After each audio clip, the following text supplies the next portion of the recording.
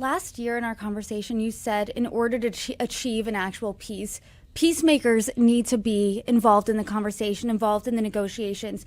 When you're looking at how these negotiations went down, what's in that 20-point peace plan, where we are in phase one, what questions remain in phase two, you yourself said that there are so many questions that you see. What's the biggest one, and how do you think, based on what you're seeing now, it will be answered? Yeah, I think what you said is really important. One, no Palestinian peacemakers were invited to the summit in Sharm el-Sheikh, for example, to some of the negotiations happening. There's a couple who've been involved, but not because they've been invited, because families of the hostages, for example, reached out to people like Gershon Baskin, who's a peacemaker who's been involved.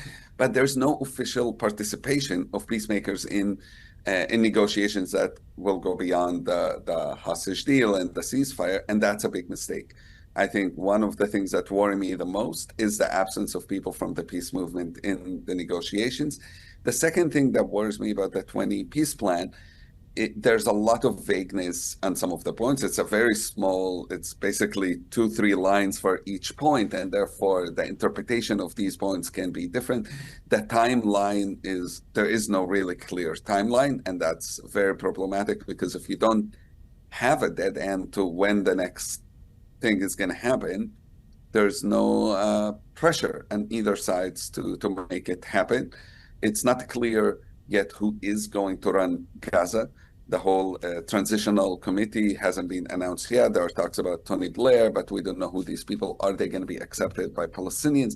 How many Palestinians can be on this committee, transitional committee, and how long it will be before the Palestinian leadership authority, a reformed Palestinian authority, can take power in Gaza? So there are so many of these steps that are just so vague that can be misinterpreted eventually, and it can get us, what my biggest fear is, it will get us to kind of a sustained conflict, a sustained killing, a sustained tension.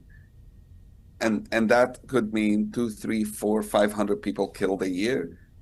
And that's where we were on October 6th. So we're kind of going back in time to an area where the international community feel, we can live with this. It's managed.